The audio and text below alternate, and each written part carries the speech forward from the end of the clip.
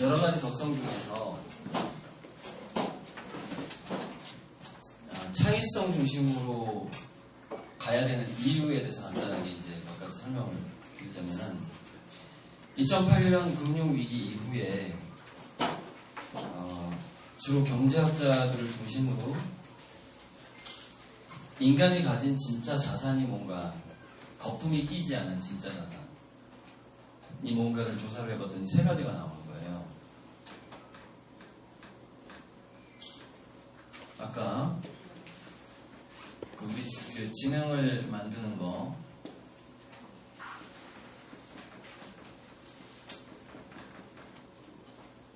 이것도 세 가지로 볼 수 있어요. 왜냐하면 운동은 변화에 들어가기 때문에 이렇게 세 가지로 정리할 수가 있거든요. 근데 거품이 끼지 않은 진짜 자원도 세 가지예요.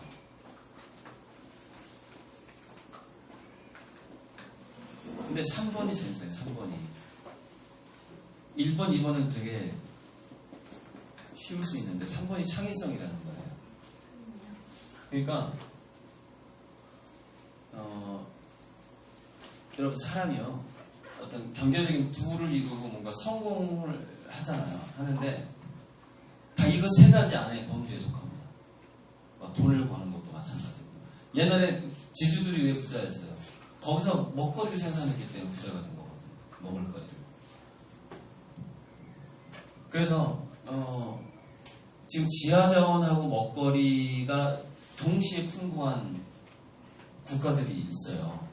미국, 중국, 러시아 뭐 이런 국가들, 브라질, 인도 쭉 있어요. 쭉. 근데 전 세계적으로 창의성만 이거 두 가지가 너무 이게 부족해가지고 창의성이 아니면 힘든 그게 이제 이스라엘하고 한국이라는 거예요. 이거 두 개가 너무 부족하다고 1번, 2번이. 근데 이스라엘은 또 그 지중해 쪽에 천연가스를 공급받아가지고 또 에너지 독립을 했다고 하는데 그 에너지 자원을 수입하지 않고 독립을 했다고 하는데요. 어쨌건 이제 이게 금융위기 이후에 조사를 좀 반성을 해본 거예요. 이 거품이 낀 거에 대해서. 그러니까 무슨 얘기냐면 그 돈놀이를 하고 투기를 해서 돈을 버는 사람들은 요즘에 뭐 공정무역 뭐 이런 얘기가 나오잖아요. 커피 농장에서 힘들게 커피 따는 그 아이들의 땀방울을 우리가 싸게 스타벅스에서 먹는다는 얘기 아니에요. 그래서 우리가 먹는 그 금액의 상당 부분이 그 아프리카에서 커피 따는 아이들에게도 혜택이 돌아가게끔 하자. 그게 공정무역이거든요. 중간에서 그 유통하는 사람들이 너무 돈을 많이 가져간다는 그게 거품이라는 게 그것 자체가 실질적인 그 사람들의 가치를 만들어내는 물론 유용하긴 하지만 뭔가 옮겨야 되니까 근데 거기서 너무 많은 것들을 가져간다는 건데 실질적인 가치가 이거 세 가지라는 거예요. 자 그래가지고 인류가 이렇게 살아왔어요. 이게 여기서는 이게 우리 인간한테 이게 제일 중요하다고 그래서 근데 이게 또 이제 더욱 중요해진 이유가 산업혁명 이후에 여러분 그 링컨 대통령이 노예를 해방할 수 있었던 가장 큰 이유가 산업혁명이에요. 기계가 있었기 때문에. 그래서 그 기계가 그 남북전쟁 중에서 북쪽에 먼저 들어온 거죠. 거기는 이제 노동력이 좀 남아도는 거예요. 기계가 많이 들어오다 보니까. 근데 밑에는 농장이었잖아요. 그죠? 농장이었기 때문에 앞으로도 그런 현상이 나타날 텐데 농장은 목 컸다고 고추 타는 고추를 따잖아요. 이것을 그 기계화 시킨다라는 건요 너무 고비용이 들어갑니다. 그러니까 여러분 고추를 따는 로봇을 만든다고 생각을 해보세요. 고추를 따는 로봇을. 그러면 얘가 이 로봇이 균형을 잡아야 되고 고추가 익었는지 안 익었는지 구분해서 고추를 따서 바구니에 넣어야 되는데 그 로봇 값이 한 50억은 들 거예요. 50억. 그 로봇 하나 만드는데 지금. 자 그러다 보니까 이 남쪽은 기계화가 안 된단 말이에요. 그 노예가 필요하단 말이에요. 노예. 그러다 보니까 전쟁까지 간 거 아니에요. 결국 이제 그 자동화가 된 덕분에 미국은 노예 해방을 할 수 있었다라는 거예요. 그런데 역사라는 건 항상 그렇습니다. 한때는 나에게 이득을 줬던 게 한때는 위협을 주는 방식으로 역사가 진행하거든요. 자동화가 되다 보니까 점점점 자동화가 되다 보니까 로봇이 너무 이제 발달을 하기 시작하고 거기다가 이제 컴퓨터가 등장을 하고 그래서 얼마 전에 일의 미래 저자가 그 책에서 분석한 미래의 그 직업의 사라질 지수를 쫙 분석해 놨더라고요. 근데 그 사람을 분석하고 제 분석은 달라요. 그러니까 저도 나름대로 미래학을 연구한 미래학자로서 분석이 좀 다른데 그래서 어쨌건 컴퓨터가 대신한 게 지적 노동을 대신합니다. 로봇은 육체 노동을 대신해요. 육체를.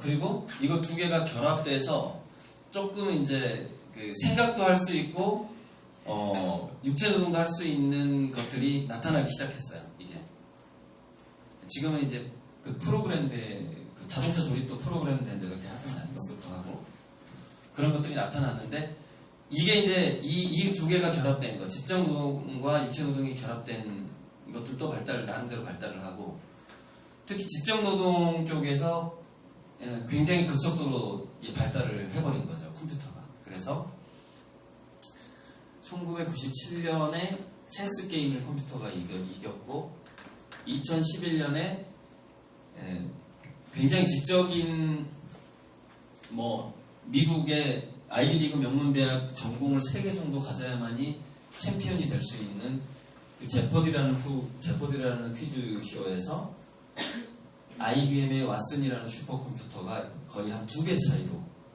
그 챔피언 2명을 이겨버려요. 2011년 아주 역사적인 해죠. 2012년에 노벨 물리학상을 받은 사람들이 받은 제목 내용이 뭐냐면은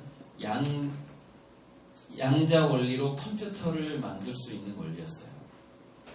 근데 이게 곧 또 생산이 됩니다. 그래가지고 2013년에 양자 컴퓨터가 팔리기 시작했어요, 기업에. 지금은 현재 평균 약 260억 이상 합니다. 컴퓨터 한 대가. 그리고 지금 현재 나와 있는 양자 컴퓨터는 아주 원시적인 단계. 이것도 이제 더 막 발달하기 시작할 건데, 근데 양자 컴퓨터가 나왔을 때 양자 컴퓨터를 연구하는 학자들한테 물어봤어요. 자, 2011년에 퀴즈쇼를 이긴 그 IBM의 왓슨 슈퍼컴퓨터보다 양자 컴퓨터가 몇 배 정도 성능이 좋아지냐 앞으로 이렇게 물어본 거예요. 그랬더니 수백만 배에서 조 단위까지 갈 수 있다 이렇게 얘기합니다. 그러니까 이 양자 컴퓨터가 뭔가를 계산하는 그 방식 자체가 슈퍼컴퓨터하고 게임이 안 될 정도로 성능이 좋다라는 거예요. 그래서 양자 컴퓨터가 나왔을 때 드디어 이제 진정한 AI 시대가 열렸다고 사람들이 얘기했어요. 인공지능의 시대가 왔다. 그런데 2014년 6월 7일 날 튜링 테스트를 통과한 최초의 컴퓨터가 나옵니다. 튜링 테스트는 컴퓨터로 하여금 내가 자기 자신이 사람인 것처럼 사람하고 문자 메시지를 카톡을 하게 합니다. 쉽게 얘기하자면은 컴퓨터하고 인간하고 카톡을 해요. 카톡을 하는데 컴퓨터에 명령을 내립니다. 저 인간을 속여라. 너가 인간인 것처럼 속여라 인간을 이렇게 명령을 내리고 컴퓨터가 그 명령을 이제 수행을 하죠. 그래서 난 몇 살에 누군데 이러면서 우리 엄마는 누구 말이야. 그래서 컴퓨터 이렇게 얘기를 하는 겁니다. 근데 그거를 100명의 사람들이 봤을 때 30명 이상만 야 이건 사람들이 대화하는 거 아니야? 라고 평가를 내리면 또 그 중에 어떤 사람은 야 이거 한쪽은 컴퓨터인 것 같아 이렇게 눈치 빠른 사람들은 알기도 하는데 어쨌건 30명 이상만 지금 사람하고 사람이 문자 메시지를 주고받는다라고 느끼면은 앨런 튜링이라는 그 2차 세계대전 때 수학자가 있어요. 수학자. 컴퓨터의 기초 컴퓨터를 만든 수학자가 있어요. 그 사람은 그렇게 얘기했거든요. 그렇게 했을 때 사람들이 그 컴퓨터를 인간으로 본다면 그 컴퓨터는 생각한다고 말할 수 있다라고 자기 논문에다가 씁니다. 그래서 그 이후에 그 컴퓨터를 연구하는 사람들은 튜링 테스트를 통과할 날을 손꼽아 기다렸어요. 그래서 그게 한 60 몇 년 만에 앨런 튜링이 자기 논문에다가 그거를 쓴 지 한 60 몇 년 만에 드디어 튜링 테스트를 통과를 했다는 거예요. 컴퓨터 한 대가. 그 러시아 대학자가 만든 컴퓨터인데. 자, 이게 뭘 얘기하냐면 컴퓨터가 인간을 속일 수 있다는 뜻이에요. 앞으로는. 그리고 양자 컴퓨터가 얘기하는 건 뭐냐면 이제는 웬만한 창의성 가지고서는 직장을 구하기 힘들다라는 거예요.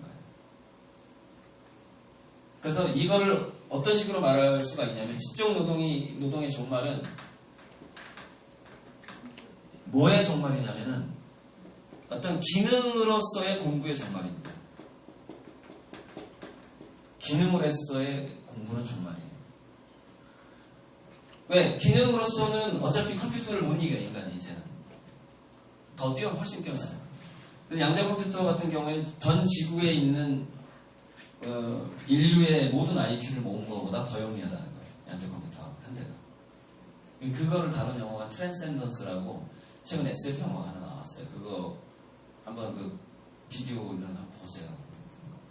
어마어마하게 무서운 미래가 다가오는 거를 그 영화가 다루고 있거든요. 양자 컴퓨터가 등장을 해서 이 상용화됐을 때는 어쨌건 우리 인간이 얼마나 무력해지는가 그걸 다룬 영화예요.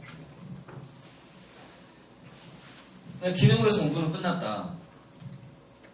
그래서 앞으로의 모든 어떤 체험이라든가 공부는 전부 뭘로 가야 되냐면 전부 창의성으로 가야 되는 거예요. 어쨌든 그 영감, 창의성 이런 걸로 가야 되는 거예요. 그러니까 우리 아이들이 우리가 공부하고 우리가 지금 현재 공부하는 건 사실 기능성이 있습니다. 여러분들이 공부를 하면 과외라도 할 수 있고 강의라도 할 수 있고 뭐 할 수 있잖아요. 지금 우리가 기능성이 있죠. 저도 지금도 힘든데 힘든 시절에 계속 과외로 버텨왔거든요. 영어 과외하고 미술 과외 하면서 연명을 해왔어요. 지금도 사실 이 강의 다니기 연명 수준인데 연명하고 그러는데 아무튼 그런 기능으로서 우리 자녀들은 어쩌면 기능으로서 공부가 완벽하게 끝나는 시대를 맞이하게 될 가능성이 아주 많다는 거예요. 그래서 2008년 금융위기의 원인을 이렇게 분석하는 사람도 있어요. 왜 미국 사람들이 대출을 받아서 그 대출금을 못 갚았는가? 이런 거예요. 컴퓨터하고 로봇이 일자리를 점점점 빼앗아가는 시점에 이 사람들이 너무 대출을 많이 해준 거예요. 그러다 보니까 어느 정도의 연봉이 괜찮은 육체 노동자들이 그 2000년 이후에 지속적으로 실업자가 돼가고 있었어요. 이 사람들이. 수입이 사라지고 있는 상황이었어요. 그 다음에 이 위쪽도 아주 고도의 창의성을 가졌거나 아니면은 부모가 뭐 1000억대의 재산을 가져가지고 그냥 그거 관리만 하려고 해도 머리가 아픈 그런 사람들 있잖아요. 너무 돈이 많거나 아니면 너무 창의적이거나 그런 애들 빼고 적당히 뭐 스카이 나오고 아이비리그 나오고 중산층 출신에서 그런 애들이 또 직장을 막 잃기 시작하는 거예요. 그러니까 뭐 회계사가 신용불량자가 되고 지금 의사들도 신용불량자가 돼가는 상황이고 회계사, 변호사 그러니까 뭐 이렇게 완전히 판사직으로 공무원이 되지 않는 한 불안한 시대거든요 지금. 근데 나중에는 판사도 불안해지고 의사도 불안해집니다. 근데 그런 현상이 미국에서 계속 벌어진 거예요. 이게 우리나라도 벌어지고 있고. 그러다 보니까 이 사람들이 누구였냐면 바로 그 대출을 받아서 집을 산 사람들의 자녀들인 거예요. 이 사람들이. 그러니까 갑자기 대출을 받아 집을 샀는데 자기 자식들이 실업자가 되기 시작하는 거예요. 그래서 못 갚는 거예요. 그러니까 이런 사회의 흐름까지는 예측을 못한 거예요, 은행에서. 이렇게까지 실업자가 갑자기 많아지면서 그 사람도 연봉이 줄어들기로 생각을 못했던 거예요. 다 잘 될 줄 알았는데, 그래서 한꺼번에 무너져 버립니다. 물론 과도하게 대출한 것도 문제였지만, 그 이면에는 실업자가 계속 생기고 있었다는 거야. 그 원인이 있었다는 거죠. 네. 자, 그래서 지금은 어떻게 되버렸냐면 여러분들이 공부를요 기능성으로 생각하고 아이들을 가르치잖아요. 그러면 지금은 그게 어느 정도 먹힐 수 있을지 몰라도 지금 초등학생들이 30대가 됐을 때 20년 후에는 완전히 무용지물이 될 가능성이 아주 많아요. 지금 돈벌이 하는 자격증 같은 것도 마찬가지예요. 자, 의료 로봇이 이제 곧 도입이 된단 말이에요. 도입이 되고 있어, 병원에. 근데 의료 로봇이 컴퓨터의 그 진단이 의사들의 진단보다 한 2배 정도 더 정확하고요. 현재 나와 있는 컴퓨터가. 그 다음에 의료용 수술이 보통 의사들이 하는 그 정교함의 한 20배 정도 더 정교해요. 그러니까 예를 들어서 보통 의사가 1mm짜리 혈관을 한 2반을 꿰맬 때 의료용 로봇은 한 20바늘 이상을 꿰맬 수가 있어요. 봉합을 할 수가 있어요. 바느질을. 그 정도로 정교한데 지금은 이 정교한 수술 로봇을 베테랑 의사가 뒤에서 조정을 합니다. 인간이 조정을 합니다. 근데 나중에는 AI가 조정을 하게 돼요. 나중에는. 그래서 이 AI 이후에 딱 간단하게 이렇게 정의를 내립니다. 데이터화 될 수 있는 모든 것은 인간의 손을 떠날 확률이 있다. 수치화될 수 있는 것, 측정될 수 있는 것은 거기서 이제 더 이상 인간이 일을 하지 못한다. 이 정도로 발달을 해버리기 때문에. 근데 이게 어디서부터 오게 되냐면 이 위기가 괜찮은 직장부터 오기 시작합니다. 대기업부터 오기 시작하고 병원이라면 종합병원부터 오기 시작해요. 왜냐하면 괜찮은 직장에서 그걸 운영하는 사람들이 이윤을 추구하기 때문에 인간 의사한테 월급을 많이 주는 것보다 24시간 수술을 할 수 있는 로봇을 살 확률이 아주 높아요. 그래서 좋은 직장일수록 먼저 자동화가 되기 때문에 어떤 현상이 벌어지냐면 공부를 아예 못하는 애는 나한테 효도를 하는데 공부를 꾸치하게 잘 시킨 애가 갑자기 아무런 나에게 그 혜택도 부모님한테 정말 설날 추석날 선물도 못 주는 그런 실업자가 되는 확률이 아주 높아진다는 얘기예요. 이게 바로 공부 리스크라는 겁니다. 공부 리스크. 그래서 공부 리스크가 공부의 위험이라는 거예요. 공부할수록 집안이 거덜나고 가난해지는 현상입니다. 공부 리스크가.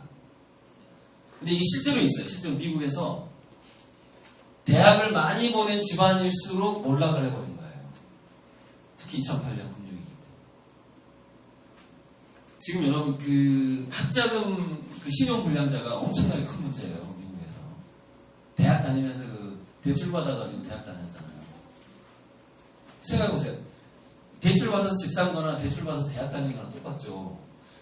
졸업한 다음에 취직을 해야 그 돈을 갚을 거 아니에요. 근데 취직할 데 없다니까요. 웬만한 창의성, 웬만한 융합적인 능력이 없으면 취직 자체가 안 된다는 거죠. 그래서 지금 취직해서 그 사람이 잘리지 않고 살아남으려면 어떤 능력이 있어야 되느냐? 선견지명과 전략기획 능력이 분명하게 있지 않으면 다 잘립니다. 선견지명의 능력과 전략기획 능력. 그래서 우리 교육의 목적은 다 저기로 가야 돼요. 저기로 가야 되는데 이제 그러니까 연구 능력이 없으면 의사도 병원에서 버티지 못하는 거예요. 그러니까 신학을 연구한다거나 그런 사람들만 살아남는 거예요. 그 나머지는 기능적으로 자기 공부를 풀어먹었던 사람들, 내가 이걸 배워서 이걸 베풀었던 사람들, 그죠? 여기서 화학적인 변화는 일어나지 않는 사람들. 자기가 뭔가를 배우면 거기서 화학적인 변화가 일어나서 새로운 것들이 툭툭 튀어나와야 되거든요. 그게 창의성이잖아요. 그렇지 않은 사람들은 그냥 다 실업자가 된다고 보시면 돼요. 이래. 실업자죠. 그래서 어떻게 되냐면은 미래에는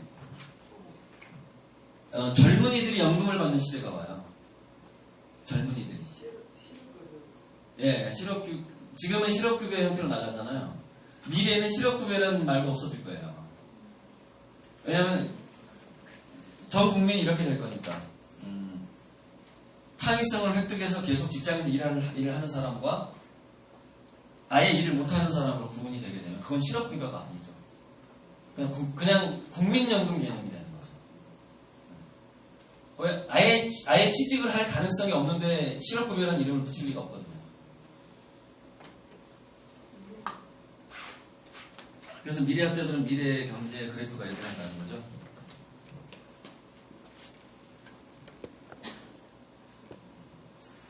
이렇게 딱 나뉜다는 거예요. 그러니까 창조 집단만이 뭔가를 만들어낸다는 거예요. 그 돈을. 그리고 이 사람들이 이제 국가에 세금을 줘요. 이렇게 국가가 있다면, 중간에 관료조직에 국가가 있다면 이 사람들이 국가에 세금을 줘요. 그러면 이 밑에 대부분의 그 실업자들한테 연금을 주는 방식으로 돌아가는 거예요. 미래가. 그래서 이게 이제 점점점 부익부 빈익빈이 계속되는 거죠. 지금 우리나라가 이렇게 돼 있다는 거예요. 칵테일잔으로 이렇게 중산층이 완전히 망가지고 대기업만 수입이 크고 그냥 가난한 사람들 엄청나게 많고 그래서 이게 점점점 이렇게 홀쭉해지는 거예요. 이렇게 대기업 수입도 줄어드는 거예요. 이렇게. 타우젠이라고요. 삼성이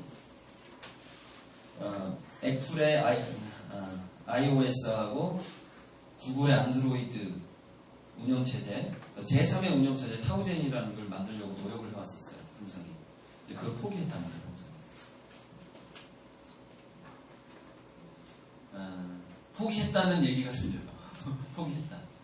그러니까 그만큼 자본이 들기도 하고 어쩌면은 구글이나 애플의 그 발전 속도, 전 지구를 장악해가는 속도가 워낙에 빠르고 이미 많은 부분을 장악을 했기 때문에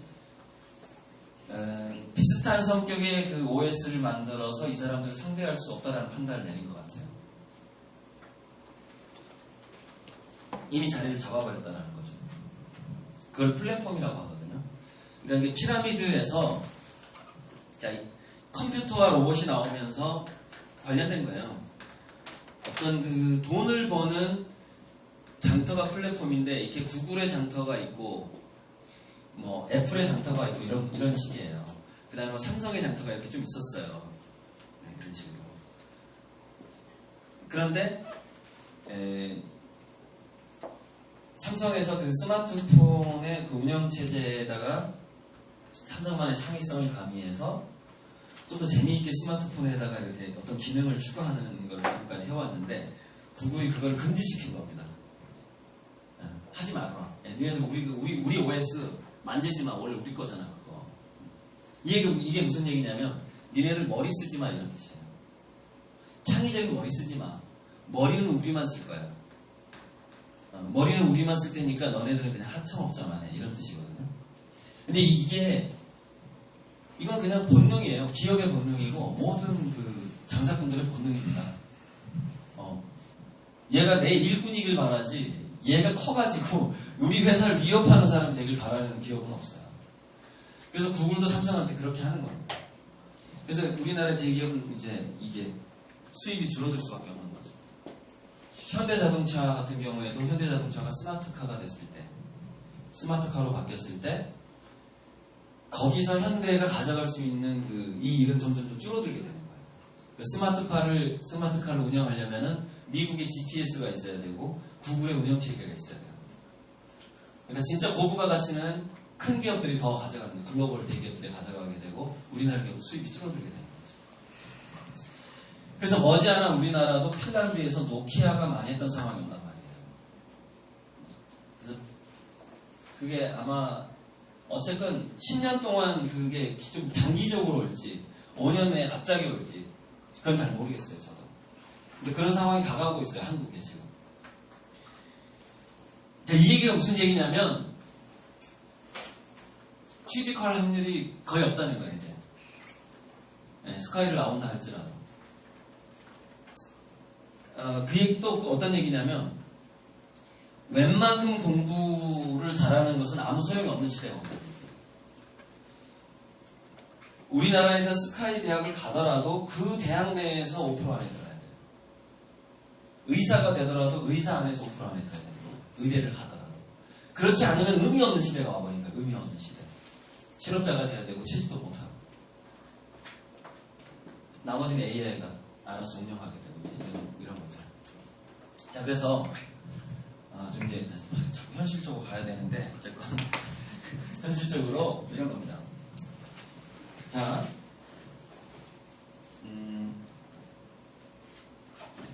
플랫폼 얘기 좀 마저 해야 되는 게,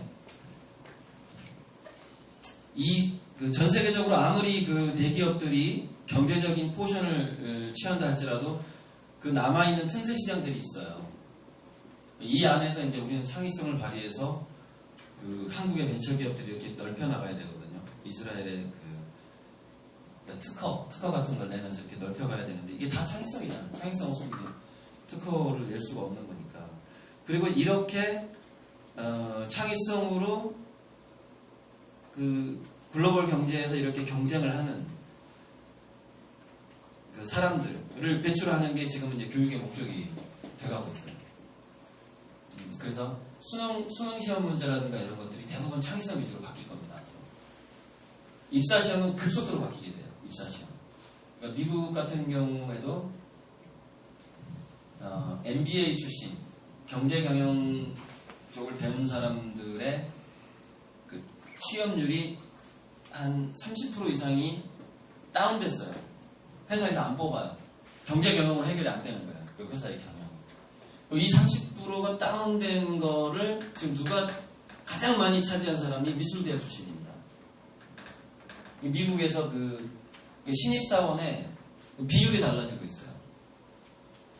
미술대학 출신, 심리학과, 생물학과 이런 출신들이 지금 급부상하고 있단 말이에요. 물론 이제 미국 애들은 전공 자체가 한 두세 가지가 돼요. 두세 가지가 되는데, 그 중에서 너의 메인 전공이 뭐냐고 물어봤을 때, 난 미술대학 출신이에요. 회사에서 제일 좋아해요. 왜 그러냐면 이게 이미지를 다루는 시대로 간다는 거죠. 이미지를 다루는 시대로 가고, 또 그 미술대학 출신들이 아무래도 더 창의적인 거예요. 아무래도. 걔네들이 그 공부 방식 자체가 그런 거기 때문에. 이것도 지금 가속화되고 있는 거예요. 이런 흐름도 가속화되고 있고, 그러다 보니까 이제 그 직업이 이렇게 되는 거죠. 굉장히 창의적인 연구를 하면서 그 기업 내에서도 그 전략기획, 그 새로운 그 생산 수단을 창조하는 그룹들, 이제 그런 그룹들이 남게 되고, 그런 그룹들 중에서 따로 독립을 하게 되는 벤처를 차리게 되고, 이런 식으로 가게 되는 거예요. 그리고 이 밑에는 뭐가 남냐면은, 아까 얘기했죠. 목 따고 고추 따는 로봇을 만들 수는 없다고. 그러니까 아주 저임금의 노동자들이 남게 돼요. 허드렛 일을 하는. 자, 이 과정에서 이 저임금의 노동자들이 아주 풍부해지는 상황에서 새로운 부를 일궈가는 집단이 생깁니다. 그게 누구냐? 먼저 귀농을 해서 6차 산업을 일으킨 사람들이 신흥 부자가 돼요. 한국에서. 노동력이 풍부해지는 상황에서 어떤 새로운 작물의 어떤 그 유통 체계를 만들었다가, 그건 이제 인터넷으로 판매를 지금 시작하고 있는 사람들 귀농을 해가지고 이 사람들한테 아주 큰 기회가 가게 됩니다. 이걸 느낀 사람들은 지금 이것저것 투자 안 하고 지금 농토에다 투자하고 있죠. 귀농을 해가지고. 지금은 이제 돈이 있는 사람들, 은퇴한 사람들이. 그래서 대거 지금 귀농이 앞으로 한 5년, 10년간 계속 아주 그냥 붐이 일어나고요. 시골의 땅값이 올라갈 가능성이 아주 많죠. 그 사람들이 이 상황을 지금 알고 있거든요. 전체 상황을 다 알고 있기 때문에. 자, 그래서 이 정도만 정리하고요. 현실적으로 이제 간단하게 정리하고 또 휴식할게요. 잠깐만. 이것만 다 휴식하고 나머지 도표 2개 하고 딱 끝내면 될 것 같아요. 제가 인쇄한 거. 그게 제일 중요하니까 제가 그걸 인쇄를 했어요. 먼저 인간의 이런 능력이라는 것이 심미안이 있다거나 뭐 공감할 수 있는 능력이라든가 거울주론이 가져다주는 능력 같은 거라든가 미래를 내다보고 뭔가 전략을 짤 수 있는 연구할 수 있고 회의를 할 수 있는 능력이죠. 이런 것들이 형성되는 데 있어서는 아주 기초적인 이런 체험이 필요하다는 게 이도표예요. 그래서 지능이 만들어지는 과정을 그러니까 어떤 체험이 어떤 지능이 되는가에 대해서 정리를 해놓은 거거든요. 그리고 독서가 거기에서 어떤 역할을 하는가 이런 건데 이게 제가 강의한 여러 가지 그 동영상이 한 50개가 넘게 유튜브에 올라가 있어요. 근데 오늘 정말 다 할 수가 없어요. 제 강의는 그냥 계속 들어도 24시간 들어도 안 끝나거든요. 거의 한 50시간 들어야 돼요. 이런 속도로 했다가. 그래서 아까 제가 보행기 얘기했잖아요. 보행기하고 포대기가 어떤 효과를 가져다 주냐면은 우리 인간은 약 10개월 먼저 엄마 배 밖으로 나갑니다. 이거는 이제 그 구석기 시대 이전에 또 문제예요. 이전에 인간이 원숭이였던 시절에 또 넘어가는 거예요. 진화론적으로. 원래 인간은 뱃속에서 20개월이 있어야 맞는다는 거예요. 이 두뇌의 과정이. 자, 그런데 10개월 만에 나와버렸어요. 그래서 어떻게 하죠? 눕혀놔버리잖아요. 이게 굉장히 많이 났습니다. 그래서 미국의 호피 인디언들 전통 중에는 생후 9개월간 엄마 몸에서 절대 아이를 떼놓지 않는다는 원칙이 있었어요. 일을 할 때도 앞쪽에 애를 붙이거나 뒤쪽에 붙여가지고 항상 일을 했어요. 걸어다니고. 그러니까 그 아이가 뭐를 느껴야 되냐면은 그러니까 모든 인간은 20개월이 될 때까지 나는 엄마랑 한 몸이다라는 걸 계속 느껴야 되는 겁니다. 아까 구석기 시대의 집단 컨셉하고 똑같은 거예요. 그래야만이 인간은 정서가 안정이 된다는 거예요. 그래야만이. 그래서 왜 그 죽어가는 그 어린 아이 캥거루 케어 해가지고 살리기도 하고 막 이러잖아요. 스킨십만 해줘도 얘가 엄마랑 스킨십만 해도 건강이 좋아지고 그 스트레스 호르몬을 잘 다스리게 되고 이런 거. 근데 지금은 이게 어려서부터 너무 격리가 된단 말이에요, 애들이. 여기서부터 벌써 창의성은 망가지기 시작합니다. 사실 창의성은 태교에서부터 망가지기 시작하는데요.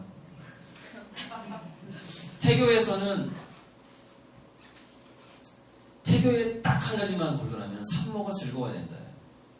한 가지 키워드. 산모가 즐거우면 된다. 그게 뭐가 됐든지. 스트레스 받으면 안 된다. 그리고 태어났을 때 10달 동안은 가급적인 얘기를 안고 업고 다닌다. 안고 업고 다니면서 뭘 해야 돼요? 수다를 많이 떨어라. 옆집 아줌마랑 할머니랑 동네에서. 생후 1년간 언어 지능이 가장 많이 발달하는 시기거든요. 두뇌에서. 그래서 얘는 옆집 다양한 목소리와 다양한 언어를 얘가 들어야 돼. 그때 막 흡수하는 시기예요. 그때 그냥 음악 소리 나는 모빌 보면서 누워있을 시기가 아니란 말이에요. 태어나서. 그때 엄청난 마이너스가 생기는 겁니다. 이 마이너스 생긴 이유는 또 뭐냐? 우리 마을 문화가 많이 사라져버려가지고 엄마들이 어린아이를 업고 어디 가서 수다 떨 데가 없는 거예요. 격리되어 있잖아요. 아파트 환경이다. 그러니까 애들 점점 창의성이 없어지고 멍청해지는 겁니다. 그 환경 자체가. 그리고 이제 조금 걸어다닐 때, 이제 3살쯤 넘게 되면은, 이게 또 중요한데, 인간은 그림으로 지각하는 시기가 먼저 온다는 거예요. 그래서 초등학교를 들어가기 전에 한자 공부를 시작하는 거예요. 한자 공부를. 한글 공부가 나중이고 한자 공부가 먼저라는 거예요. 근데 한자 공부를 어떻게 시켜야 되느냐? 그냥 그림 사용 문자 있죠. 그림에서 글자가 되는 과정을 보여주고 이게 무슨 뜻이야 하면 땡이에요. 왜냐면 애들은 그걸 그림으로 인식한단 말이에요. 애들한테 야 쓰는 순서가 말이야 이렇게 쓰면 이러면 안 되는 거예요. 걔네들은 그냥 딱 하나의 그림인 거예요. 글씨 하나가. 그러니까 쓰는 과정을 가르치라는 얘기가 아니에요. 한자 그리기. 그냥 한자가 있는데 그게 무슨 뜻이다라는 것을 그냥 접하게만 해주라는 거예요. 많이.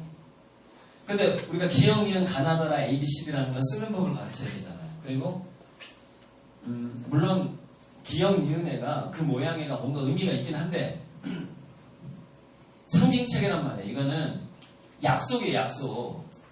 기역에다가 아를 붙이면 가야, 기역에다 어를 붙이면 거야 이거란 말이에요. 이 약속이란 말이에요. 근데 그런 약속을 아이가 이해하려면 어쨌든 7살이 넘어야 된다는 거예요.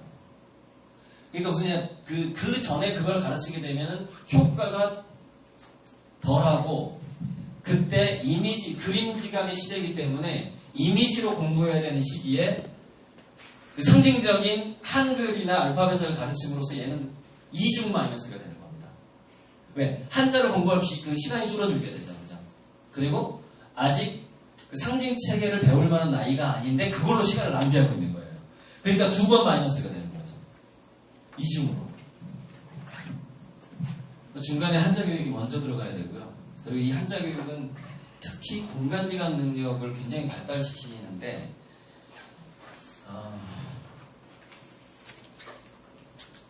창의성을 이 벤처기업을 만들어내고 과학기술 쪽에서 창의성에 가장 큰 영향을 미치는 게 공간지각 능력이에요. 미래. 그 아이가 연구원이 됐을 때. 그런데 7살 이전에 그 기가 막힌 시기를 한글 교육을 하느라고 놓치고 있는 거예요. 한자 교육만 시켜도 공간지각 능력이 좋아지는데, 만들기 하고 블럭으로 만든 거라 이런 거. 그러니까 뭐냐면요, 제가 여기다 있습니다. 장난감 치우기 해놨잖아요. 이런 아이들은요, 언제 또 전략교육 능력이 사라지게 되냐면은, 그 전날 내가 가지고 놀던 장난감을 엄마가 치워버리게 되잖아요. 그 아이는 전략교육 능력이 발달하지 못합니다. 아이는 자기가 가지고 노는 장난감을 다 기억합니다. 기억 안 하는 것 같죠? 물론 잠시 잊어버릴 수도 있겠죠. 소파 밑에 블럭 하나가 들어가 있고, 그 어수선한 환경, 거실에서 만약에 장난감을 가지고 놀았다고 칩시다. 그러면은 일주일간 그 아이가 그걸 가지고 놀다가 스스로 치울 수 있도록 기다려줘야 되거든요. 엄마들이. 근데 청소해버리잖아요. 박스에다 다 넣어버리죠. 어수선하다고. 그게 그 아이들 머릿속에서 지금 돌아가고 있는데, 그 장난감들이. 그리고 어렸을 때 그 장난감들이 머릿속에서 돌아갔던 것들이 성인이 됐을 때 기획 능력이 되고 연구 능력이 되는데, 그걸 전부 다 잘라버리는 겁니다. 어렸을 때. 여러분, ADHD를 가진 애들이 창의력이 굉장히 높은 걸로 나옵니다. 그러니까 보통 대학생하고 ADHD 걸린 애랑 실험을 해봐요. 그 사고의 확장성 실험을 합니다. 어떤 문제를 내고 그 해법을 내는 거. ADHD 걸린 애들이 훨씬 빨리 내고 훨씬 다양한 해법을 냅니다. 그러니까 어렸을 때 ADHD 산만한 아이들이 미래에는 굉장한 벤처기업가가 될 확률이 아주 높아요. 근데 그 ADHD를 그 창의성이 아주 높은 애들을 이런 교실에 가둬버리게 되고, 뭐 정신과 상담을 받아가지고 약을 먹이고 막 이런단 말이에요. 정말 중요한 그 창의성의 에너지를 가진 애들. 근데 그게 아이들이 초등학교 가기 전에 이미 집에서 엄마들이 그렇게 해버립니다. 엄마들이. 자, 장난감 문제. 그 한자보다 한글을 먼저 가르치는 문제. 넓은 공간을 주지 않고 어수선한 공간을 주지 않는 것. 그러니까 ADHD를 치료하는 약이 있는데 그 약을 먹이는 것만큼 효과적인 치료가 있다는 거예요. 그 치료가 뭔가 봤더니 소음, 노이즈하고 어수선한 환경 속에 그 아이를 넣는 거였어요. 그러니까 주변에서 막 시끄러운 음악 소리가 들리고 막 어지럽혀진 공간. 그 안에서 그 아이는 이 두뇌가 이제 다양한 방면으로 이 관심이 가기 때문에 그 관심들을 소음 하나씩이 두뇌에 그걸 차단을 시킵니다. 머릿속에서. ADHD 같은 경우에는 이제 원래 유전적으로 타고나요. 인류의 한 15% 이상, 15% 20% 정도는 ADHD 유전자가 있어요. 쭉 전해서 내려오는데 그 ADHD 유전자는 뭐냐면 정글이나 이런 야생에서 맹수가 나타나는 거를 감지해야 되는 파수꾼 유전자를 가진 종류가 있어요. 인종이 있어요. 파수꾼 유전자를 가진 아이들은 대부분 산만하고 ADHD 성을 보입니다. 근데 그런 애들이 나중에 새로운 걸 발견하는 애가 돼요. 그러니까 어렸을 때 ADHD 산만함을 억압당한 애들은 커서 창의성을 잃어버리고 그냥 망나니가 될 뿐입니다. 어렸을 때 그걸 억압시켜버려요. 그 가능성이 억압되는 거죠.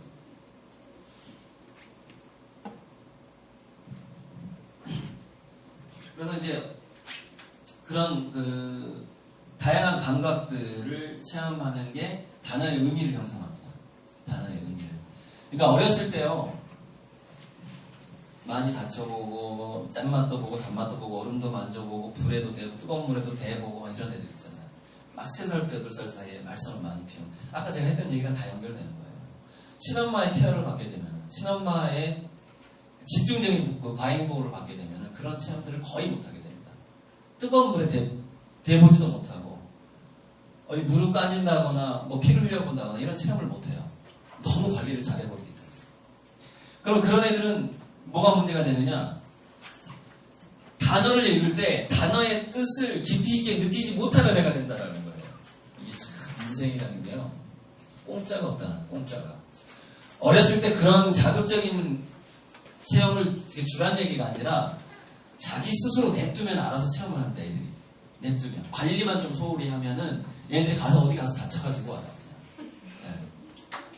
근데 그 관리가 소홀히 안 되잖아요. 그래서 지금 현대 엄마들한테 정말 중요한 게 뭐냐면 자기 일을 찾는 거예요. 자기 꿈을 찾고. 그러니까 그 최근에 내가 아는 사람이 뭐 3살 다시 뭐 여자를 준비할 시기. 그러니까 뭐 애가 3살이 되면 이제 그때부터는 자기 일을 하라는 거예요. 엄마의 역할은 다 했다 이거지. 그때부터 자기 일을 하면, 엄마들이 자기 일을 하면은 이 애들은 엄마의 보살핌이 줄어드니까 알아서 또 자기 체험을 한다는 거예요. 3살부터 8살까지 알아서. 엄마가 그 3살부터 8살 사이에 엄마가 옆에 있는 게 도움이 되는 게 아니라 해롭다니까요. 물론 막 독사가 막 이런 환경이라면 모르겠지만, 그렇게 아주 위험한 환경이 아니라면 엄마가 옆에 있는 게 해로워요. 그 아이한테는. 아이의 창의성은.